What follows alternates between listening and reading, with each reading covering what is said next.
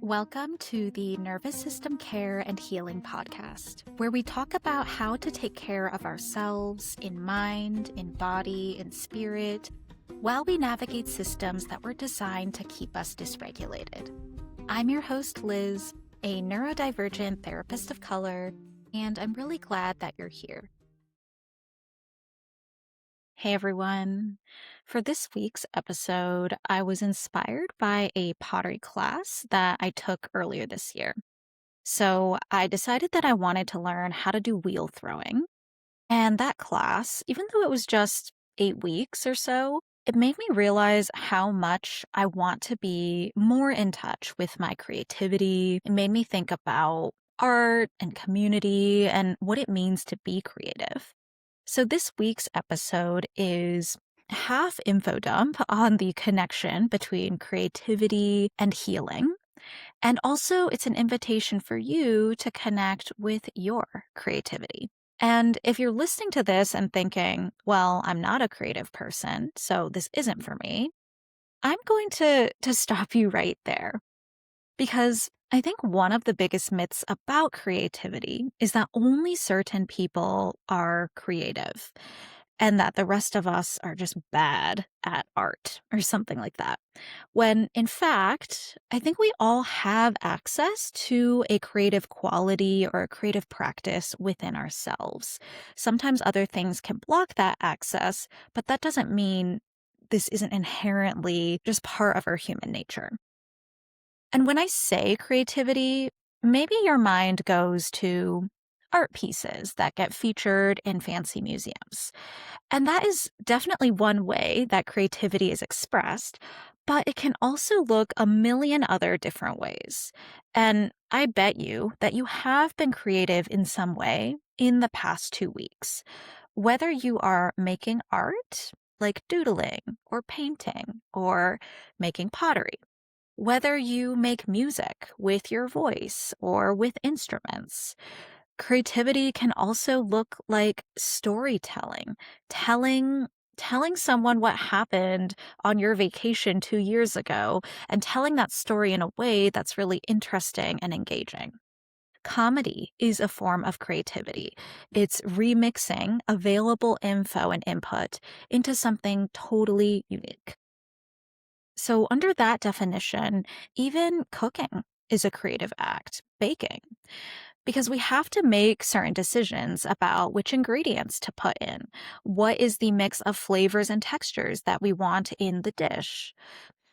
Right? Decorating a room, choosing what colors to paint your wall or where to hang that painting. Knitting a sweater, making choices about how long is this sleeve going to be? What kind of pattern do I want it to knit into it? What is that exact shade of red that I like? Writing a book, that's super creative. Writing a blog, designing a website. There are digital forms of creativity. It can be something that we feel tangibly in our hands, or it can live on the internet. Taking a photo, editing a photo is an act of creativity. Building a piece of furniture. And then there's stuff like, I have this kind of random list. Creating a meme that gets posted online and makes people laugh or makes people think about things in a different way. That's creativity. Dancing, right? That whole process of movement and flowing and just following the energy of the moment. Also, pulling a tarot card, engaging in a spiritual practice that can feel really creative, making a zine with your hands, arranging a flower bouquet. And then everyday things like if you do your makeup, if you like to put a lot of thought into choosing your outfit, all of this is an act of art. It's so powerful because it can make us feel this whole range of emotions. It can make us cry, it can make us laugh. Now, let's get into why creativity can be so healing. It can heal the nervous system. It can be a part of our individual healing as well as part of our collective healing. So, number one reason is that creativity can be a form of autonomy. When we're in a state of creation, we get to make these choices, right? Here's the color I want to use for my painting. Here's how I want to tell this story and the wording and the pacing that I'm going to use. Here's how I want this dish to taste, and this is how I'm going to make that happen. I'm mixing together these different spices. All of these micro decisions are a way to exercise autonomy and agency. Many of us don't get to experience as much autonomy as we want to in our day to day lives. Maybe you don't get to be really creative at your 9 to 5 job, or maybe you feel like you're having to comply with all of these rules that you don't actually agree with at work or at school or in the larger systems that we're all navigating within capitalism. There's so many rules we are told to follow, even if the rules don't always make sense to us. So that's where these acts of creativity, dropping into our creative practice, whatever that is, these are a really important reminder of what autonomy can feel like. And this can help fulfill a really deep need in our brains and in our nervous systems to get to reclaim our own autonomy. Another reason why creativity is healing is because it's a way to connect with self. When we're being creative, we are having quality time with ourselves. When we're cooking in the kitchen or baking up a new dish or taking 1 minute to choose a cute outfit for the day, that's a form of self-connection. And often these creative acts are asking us to slow down and to be more present with ourselves because it's easy to get disconnected from ourselves when there is so much noise and distraction happening around us all of the time, right? When there's like news and notifications and emails in your inbox, it can be easy to zone out and dissociate. Right? When we're standing in line at the grocery store, we may not be fully present and connected with ourselves in all of those moments. But when our attention is focused on a creative activity, like arranging that flower bouquet or doodling in your adult coloring book, we naturally become more present and we get to connect with ourselves in a deeper way. And that really is a gift that we can give ourselves. Another thing here is that creativity is a shared experience with community.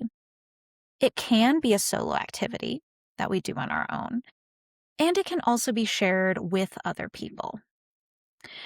In my experience, when I joined a ceramics class with maybe half a dozen other people from all walks of life, I got to meet people that I wouldn't have maybe typically run into in my everyday life, and we got to bond over a shared activity. Right, learning how to turn a lump of clay into a shape resembling a mug or a bowl or whatever. And that was really fun and playful and low key for me, at least, because I didn't feel a need to make a bunch of small talk like, what do you do for work? Or how's the weather? Or how are you? All that typical stuff and small talk we might get tired of. But because the pottery activity itself gave us so much to talk about, the creative practice became the means of community building and mutual connection. And I think that's really beautiful. Next thing I want to name is that creativity is a means of pattern disruption. So, the skills that we learn when we take a pottery class or pick up some knitting needles and yarn at the thrift store and just go for it, like watch a YouTube video, how to knit, just dive in. Right? All of these skills are creating a new experience in the nervous system, and it is disrupting habitual patterns in the brain. Because simply by virtue of trying something new, we are creating a new neural pathway. And if we can train ourselves to do that over and over again and get comfortable with trying new things and stepping outside of our comfort zone, we can actually take that creative energy and apply it to other parts of life. A lot of the healing process involves training the brain to do new things that it hasn't done before. So if your habitual thoughts sound like, well, I believe I'm not capable, or I believe that I'm not worthy, it is actually creativity that allows your brain to absorb and take in new thoughts like, actually, I am good enough, or actually, I am capable, or maybe I shouldn't let other people determine my worth for me. The fancy word for this type of creativity, this shift from old thoughts and patterns to new thoughts and patterns, it's actually called neuroplasticity. This is the brain's ability to form new neural pathways based on new experiences. And neuroplasticity is a type of creativity that we can tap into with practice. If you practice exercising those creative muscles in other areas of your life, in art class, on the dance floor, in the collage that you make on a random Sunday afternoon, you can also start to bring that creative energy to your healing as well. The way I see it, the difference between the version of yourself that feels stuck in old stories and the version of you who is living into your fullest potential is the willingness to write a new story about yourself, the willingness to get creative. And I do want to name this is much easier said than done. I don't want to pretend that this is easy in any way. That's where some external supports, like more nervous system based therapies, like internal family systems therapy or brain spotting, can be really helpful. That is a larger conversation for maybe another podcast episode, but I just want to plant this seed that creativity has a role to play in our healing processes. Next, I want to talk about how creativity is an antidote to toxic perfectionism, and it's a way to challenge capitalistic standards of productivity. So, the idea here is that creative process is not linear, and it can actually be really messy. The first mug that I created in my pottery class took ages to make. It took so many failed attempts. I had to redo and restart so many times. And it really challenged my own inner perfectionist parts, those parts of myself that want to be really good at something right away. And it's actually really healthy to let ourselves be beginners at things. It's really healthy to try something new and to even not finish it if we don't want to, or to try something new and to say, you know what, I am going to finish this because I'm going to give it my best shot, even if it doesn't come out the way that I planned. And so there's this way that engaging with creativity is a way to soften the perfectionism that we may carry. And it's a way to realize that it's okay to make mistakes. It's okay to be kind of messy sometimes. And that doesn't have to mean it's the end of our world. It actually means we get permission to be creative without the pressure to achieve a specific outcome.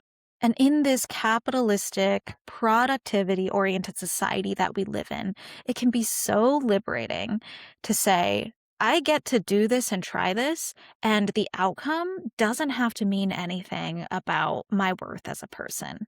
We can start to detach our inner sense of worthiness from our ability to be competent at something. And finally, I want to acknowledge that creativity is also a means of hope.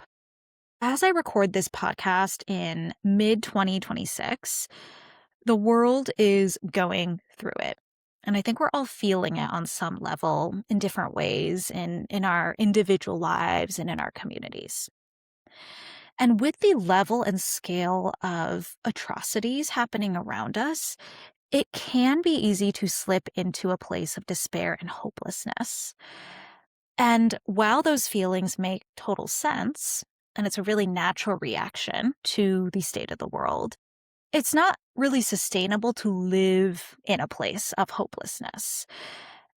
And often, what allows us to climb out of that hole of despair is creativity.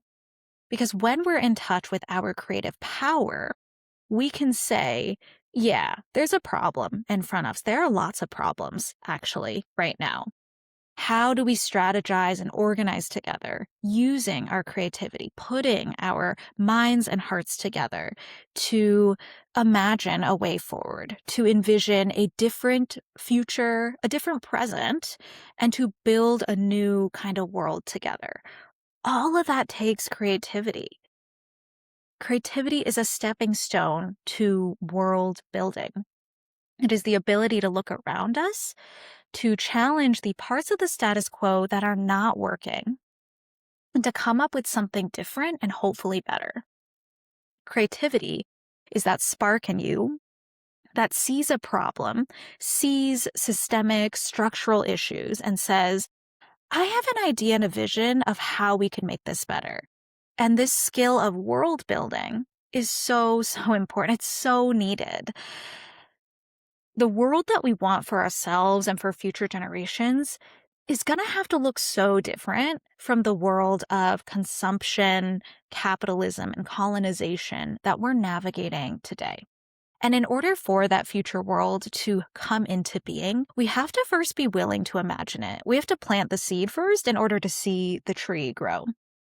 And so that creative imagination connects us with hope, and it can connect us to the actual energetic capacity to bring this vision to life in whatever way we are able to contribute.